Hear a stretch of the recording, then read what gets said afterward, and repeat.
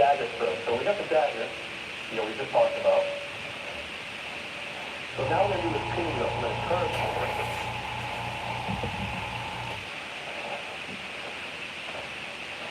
I'm just going to that center point out. See that? One.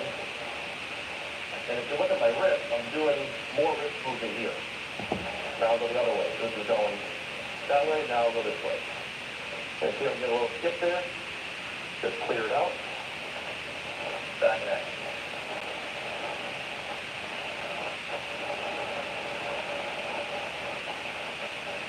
Sometimes that skip happens. When you use the gravity feed and shake like this, sometimes paint dries in the top of that cap. And it covers up the hole. And what happens there, you lose the back pressure. You won't get the flow going through, and the paint won't drop, and you'll get skipping. That's where a lot of skipping happens, is here. Another thing that causes skipping is you didn't put your cap on, right? It's too loose, or you're not tight in here. Any of those things will cause loss of vacuum, and you'll get skipping and things like that. So you always check that vent hole, keep it clean, and keep it needle clean. So you probably notice the next one of these will be looking even better. Much better. They flow much better.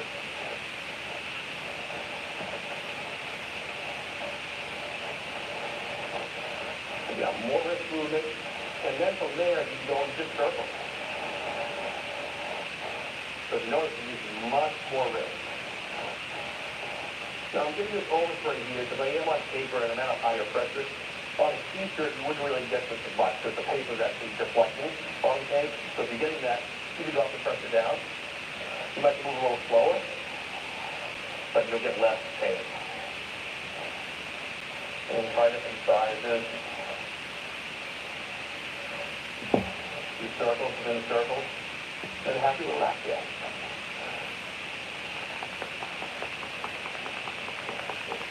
And back.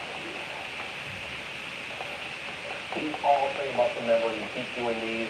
When you start getting into your freehand work, your detail work, and if you're going to go to a t-shirt, things like that, this is where your script writing and all that will come into play, which is the USB keys, which has been one of the most popular things forever. This is basically what that is. With, they all started out with a long dagger stroke, and then a bunch of little ones. And I'm sure we've all seen these at the beach, in the malls, in old videos. But it still holds up. And it's just repetitive dagger strokes over and over. Repeated. But the more you practice this, the easier this gets and you get your paint consistency. And a couple more drills to show you, we'll move on to that. We're going to take these paper and move on. All right, now that's done. We've got our circles, we've got some daggers, we've got the pinning wheel. Now, last couple of things I'd like to do, there's a lot of different weights you kind of curl, and we'll go thick to thin. This is a really great practice for exercise to get into your lettering, especially your script. So the first one I do. What's up, Mickey? Get it going. It's like the letter E, but you just keep it connected. I'm kind of keeping my arm pretty rigid, and I'm using a little bit of my wrist, but what I'm doing, this is pretty consistent. You can go thick to thin by opening both the triggers more as you're going to a line. And before you do this, you can practice this. Just do a line and keep moving the trigger. So see how it's pulsing thick to thin?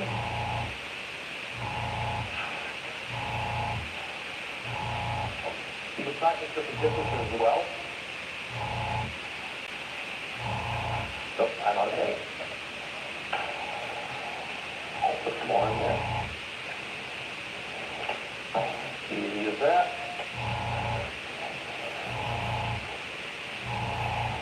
So if you notice this distance will change. If I didn't move the trigger at all, and you'll see that the distance and the thickness change. So what I'll do for this loop is I'll vary the trigger as I'm going. And the more you practice, you'll get in a rhythm. That looks really lovely. Oh, man. And a nice thick to thin. Like you can go one way. I'll do it down. So I'll keep varying the different ways to keep practicing it. And the final one I do is I do a small E and a long one. So it's a short loop, long loop, short loop, long loop. Started to spray water. And you can mess up and, get yourself back in the rhythm. It's like riding a bike. I started doing t-shirts about 30 years ago, so I don't do binging anymore, but it still comes back. And the more you practice, the better it becomes. I'm going to change this piece of paper out and do a roll of music, show you that, and we'll close this thing off. I said it's put this over. There we go. We won't waste paper. So, regular loop to one side, then let's stick and pin.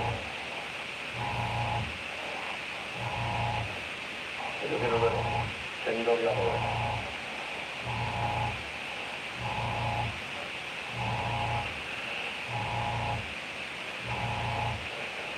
Bury the trigger. Inconsistent spray. Always mess around, change it up. You can also do these when you get the script writing.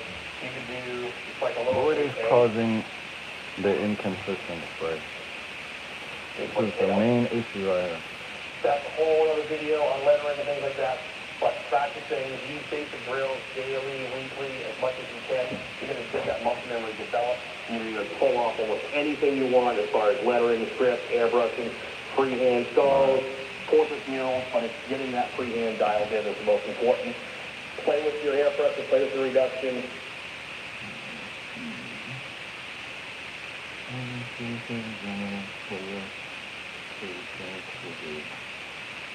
A lot of quick take.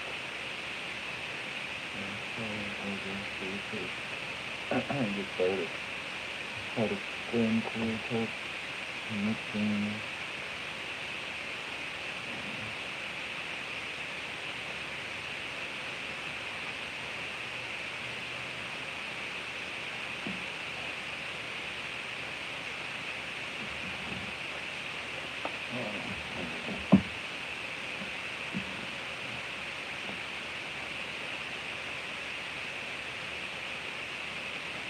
Okay, got it. Okay. How to present the splatter. Airbrush splattering tool, no. Eliminate airbrush fading with this essential tip. I'm trying to spray water. And then it's inconsistent. Okay, there we go.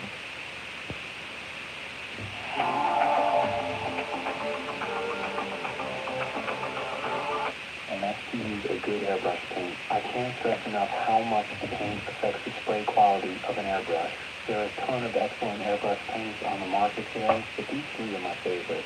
These airbrush paints are used for different applications, but one thing in common with all three is it has pigments milled to a very small size. What's up, bro? Around 0.5 to 10 microns.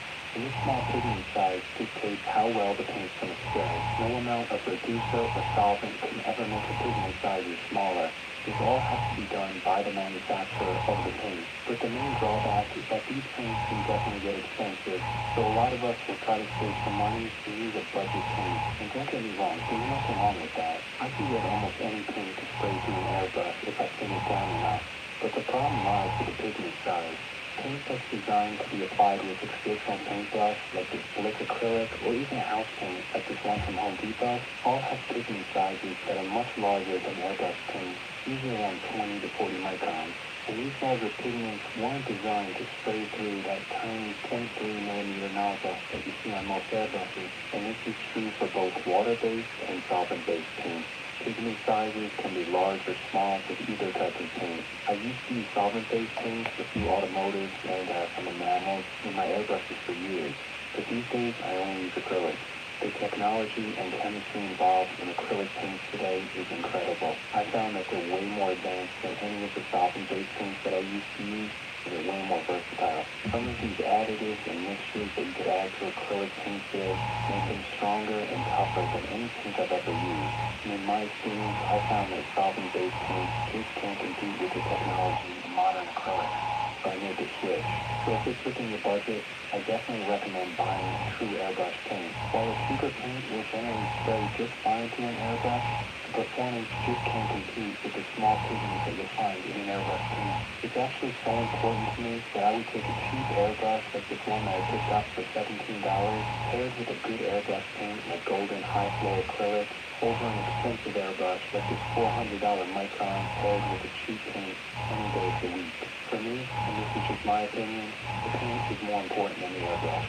Tip number 2 is to reduce and strain your paint. A reducer affects the viscosity of the paint by making it thinner, and a thin paint will spray better to an airbrush than a thick paint. For an acrylic or a water-based paint, my favorite reducer is distilled water. I find that it works better than any other solvent or alcohol-based reducer. And a bonus is that if you reduce it with distilled water, there's no shelf life. As long as you keep that reduced paint in an airtight container, like this small bottle, the paint will last for years. Now, if you're getting an overly grainy spray pattern like what you see here, it's usually one of 3 things. The first one is what I talked about in tip number 1, that you're not using a paint designed for airbrushes, and the pigment size is too large.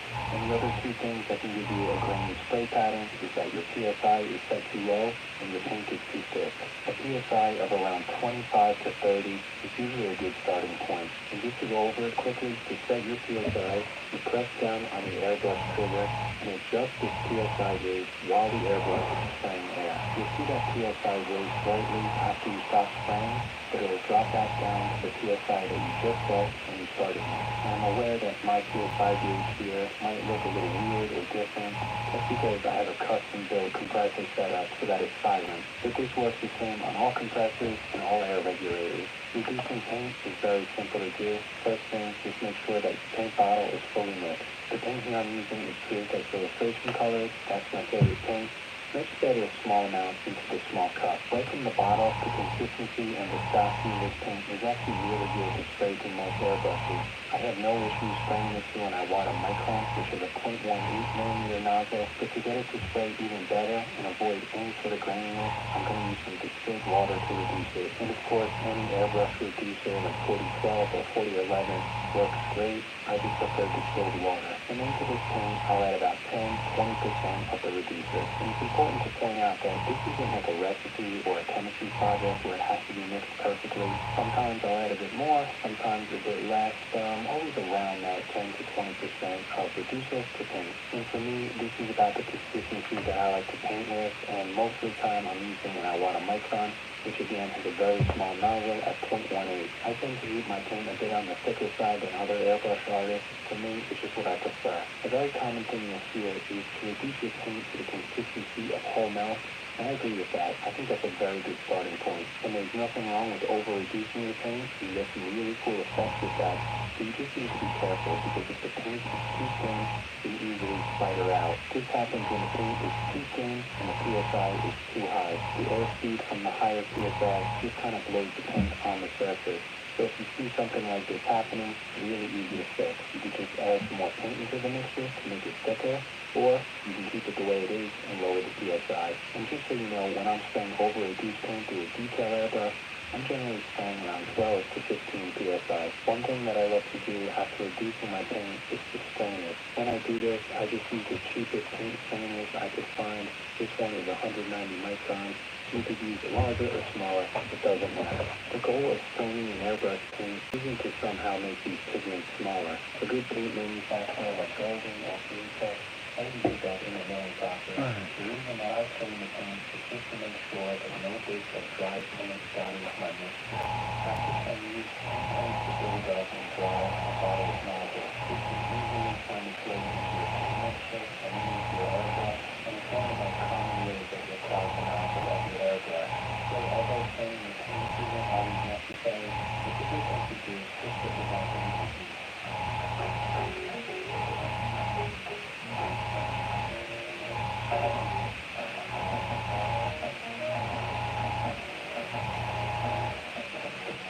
Okay, I think I figured the solution out. Turn up that fucking air. Turn up that air pressure.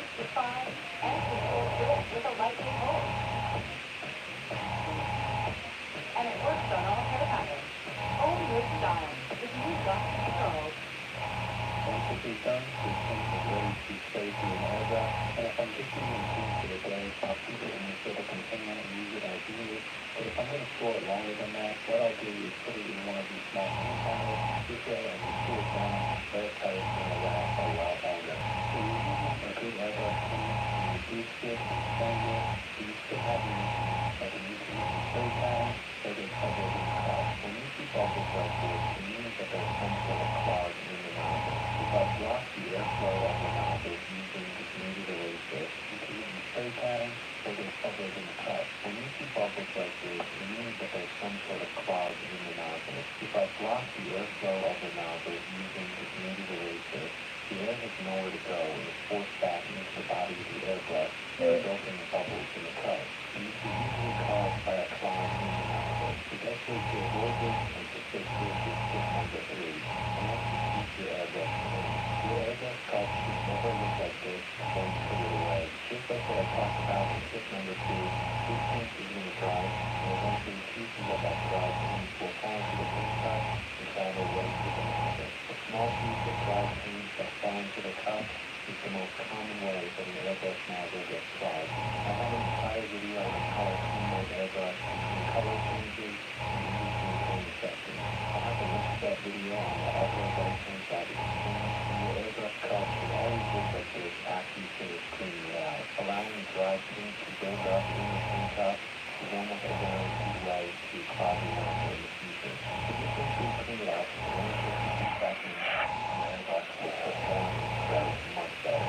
Besides the paint cup, there are two parts on my airbrush that I always want to make sure are clean. The first one is pretty obvious, and that's the needle tip. You just want to make sure that paint hasn't built up or dried on it. Since I mainly paint with streaks of fluorescent colors, I find that this fully sells the deeper, but it's absolutely amazing as a paint. I like to keep a small cup of this normally out on painting, so that using Q-tips or some cotton swabs to clean out parts of the airbrush. I'll just saturate a large cotton swab like this and then run it over the needle a few times so I can rotate it. And this reducer does an amazing job at cleaning out dry paint. This course, any other kind of airbrush cleaning will work fine. My water one works very well. And what I used to use in the past is acetone and no alcohol.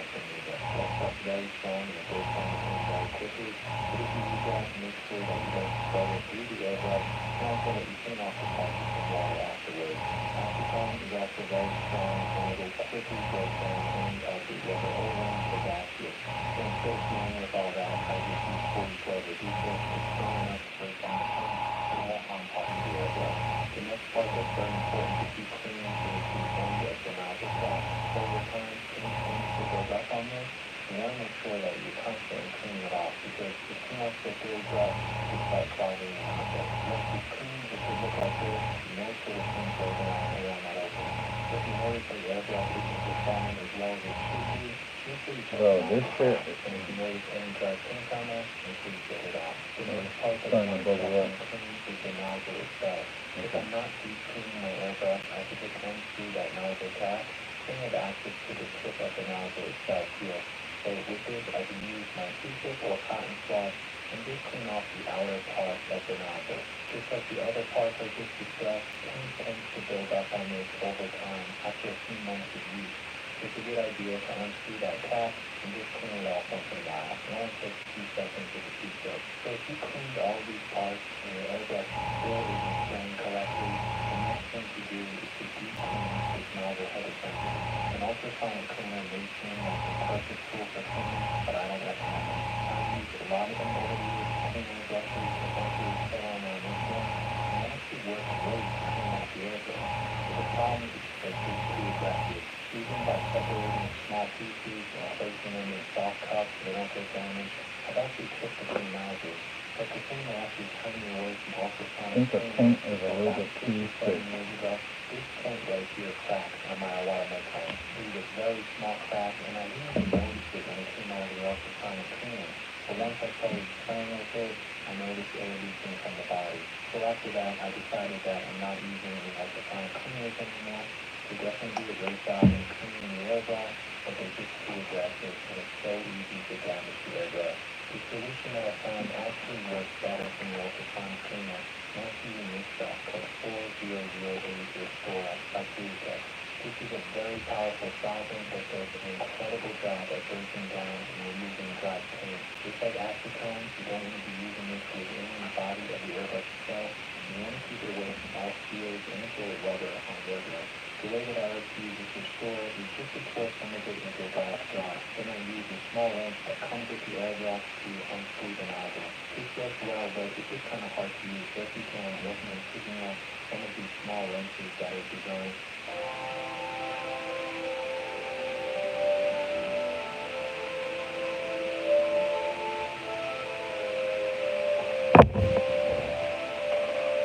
to kind of hold the nozzle in place as you unscrew it. I paid around $10 for this small nozzle wrench that I water. Usually you hear that as I unscrew the nozzle, just hold it in place and don't drop it. And this thing is also amazing to put that nozzle back on. Then I use a pair of tweezers and just gently place in the 3 parts of the head assembly. Remember that you don't want any of this stuff touching any rubber parts in the airbrush. So if you have a cheaper one and you notice that there's a small rubber gasket on that nozzle, don't use it. But on most airbrushes, the parts on the nozzle head assembly are all made out of metal. You can take the paint, you want to section it off, all it will do is break down any dry paint. And this Restore is so strong that I only need to leave the parts in here for a few minutes, usually 5 minutes per minute. And remember, this is very important, don't ever spray this Restore through the airbrush, and don't use it on any parts of the airbrush. I'll only use this stuff for about 2 or 3 parts of the airbrush, like the nozzle and the nozzle head assembly, nothing else. Video safety is always important, so when I'm taking a step back, I just put on a pair of my gloves, set up a second clean. And after about 5 minutes, you'll start to notice that any paint on these parts will start to break down. So I'll put them out using the tweezer again, and then I want to make sure that I rinse them off with the water. And with this Restore, even if there's some paint broken up in it, I just put it right back into the bottle and reuse it again. So a small bottle lasts a very long time. You don't want to make this Restore and mix it with paint when you start using the airbrush again. So just use some water, fill water itself, so normal tap water will rinse the paint. Just rinse these parts off. Now once I get these parts out, and let them dry for a minute or so, what I want to do is clean out the inside of the nozzle. If there's any sort of dry paint in this nozzle, that Restore will have broken it down.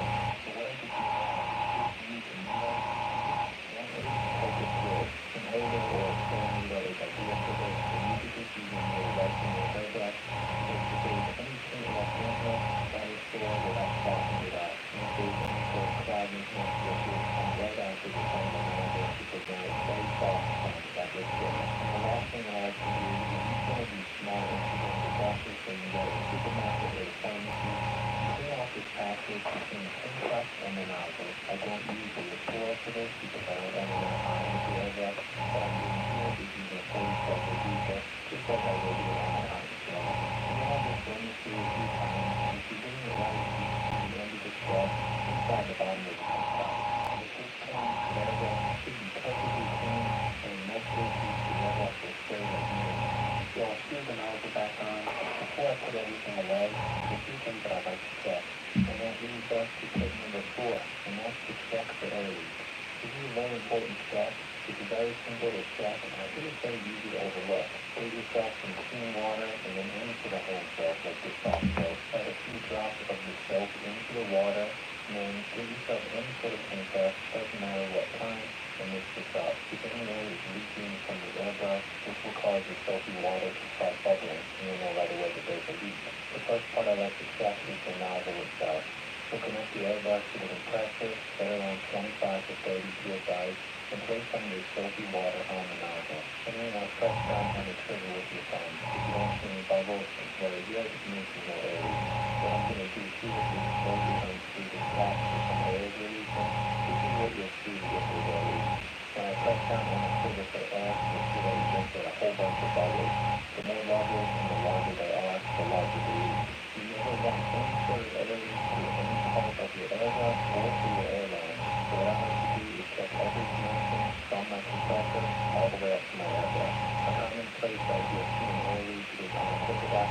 this. So just put some soapy water on there and just notice if you see any bubbles. As long as this is connected to the compressor and it's still dissolved, you don't need to press down on the trigger because the air is going in there. You don't need to do that for the nozzle. Just for a quick example, I just slightly unscrewed the quick adjuster so you can see where that was in some bubbles that means we can release. As long as you can tighten down hand tight, you usually won't have any problem. But if you're still noticing some areas, the easiest way to fix this is just to put some Teflon tape on each thread, glue it back together. 99% of the time, that'll fix it. If the nozzle is leaking, those threads are just too small to put Teflon tape on, so the best thing to use is beeswax. The beeswax on the right is made by Airbrush. I'm not even supposed to buy this stuff anymore. And this new one is made by Iwata. And I really like this one because it comes in a small tube just like plastic. And it's really, really easy to put on my thread. All you need to do with this is just place it on the thread, very small amount of pressure, and then just pull back. You don't need much of this at all. A very small amount does a great job of sealing it. Just work your way around to make sure that you don't get any of the wax out of the body of the airbrush. Make sure it stays on those threads. And then once you screw the cap back on, that's going to ease around that beeswax and give you a great seal. It's actually surprising how well beeswax works for you. So if you're noticing you have a leak, try to put some of this stuff out. That'll help. Generally, you don't need to have this on the actual nozzle thread itself. That usually forms a great seal by itself. But if you need to, go and do it. But in most cases, if the nozzle is leaking, it's best to replace it. So if everything in your airbrush is working properly, these 4 clicks should have your airbrush running perfectly. So if you followed all of these steps and you're still having problems, then you need to look for broken parts in your airbrush.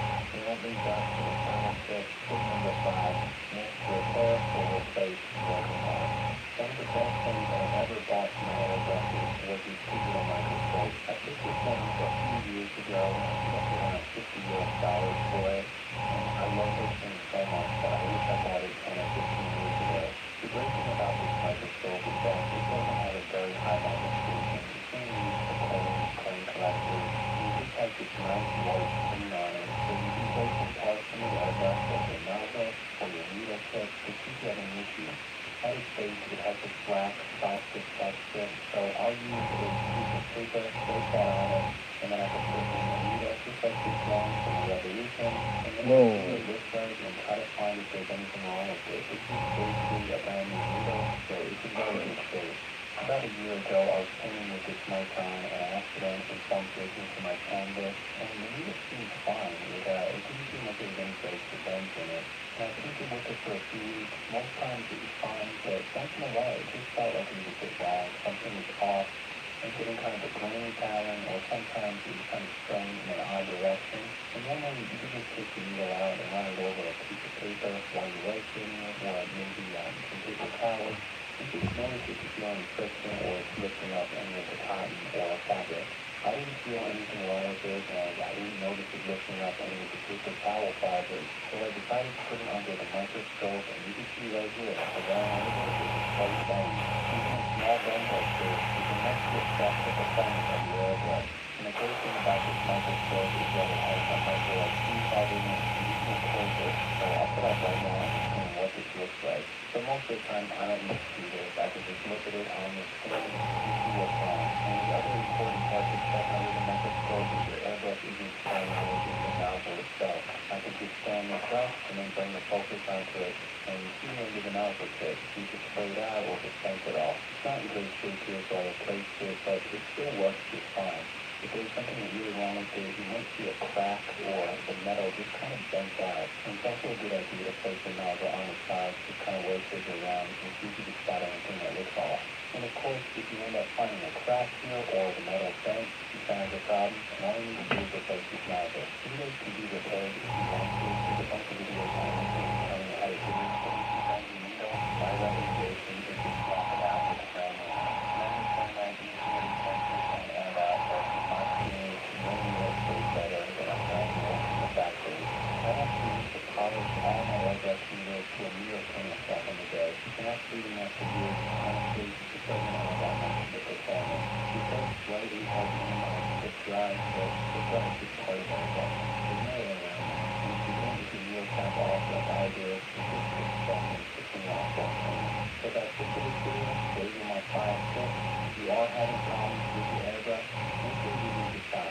That's a real quick. And as always, I want to say thank you so much to these amazing people, our fans, supporters of this channel, as members. So I do hope that this video was helpful and informative. I wish you all the best in your journey. Thank you so much for watching, and I'll see you back here next week.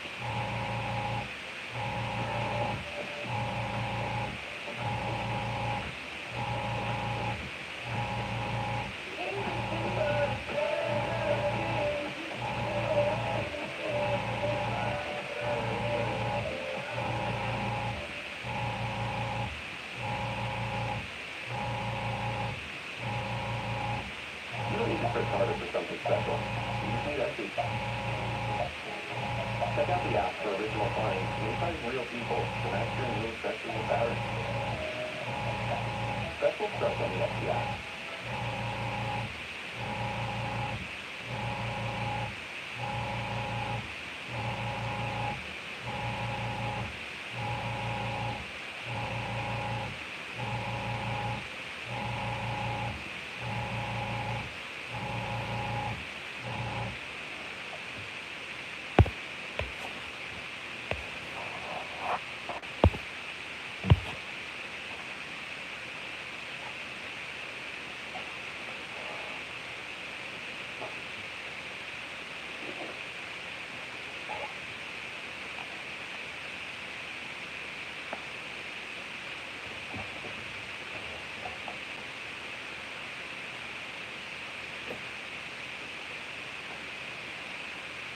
There's a very important airbrush adjustment that, in my opinion, doesn't get talked about as much as it should. And I'm not really sure why this is, but one reason might be because this adjustment is hidden inside the body of the airbrush. It's located just behind the paint cup, and this, of course, is the needle packing screw. Over in Photoshop, I set up a few images to show how this works. The needle of the airbrush slides through this screw and creates a seal. And this seal is very important because it prevents the paint from leaking back into the body of the airbrush. When paint is added to the cup, this seal kind of acts like a dam, restricting the paint to the front of the airbrush where it's supposed to be.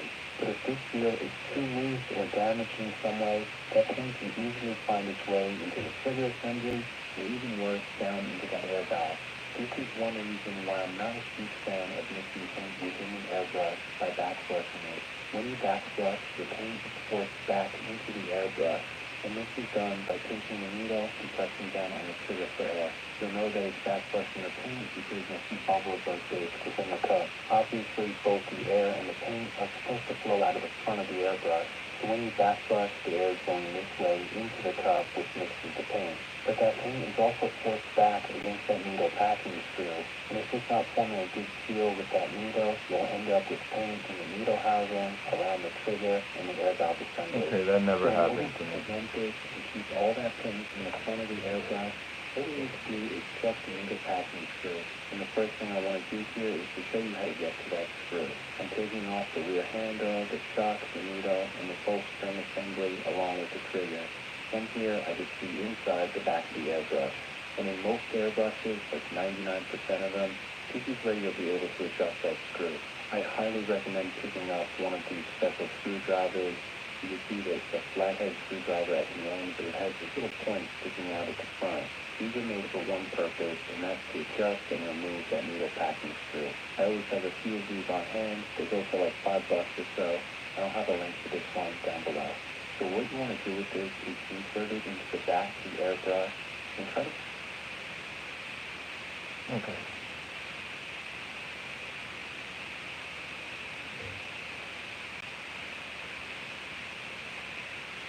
Let's get back to airbrushing. Let's do it. Put some light in here. There we go.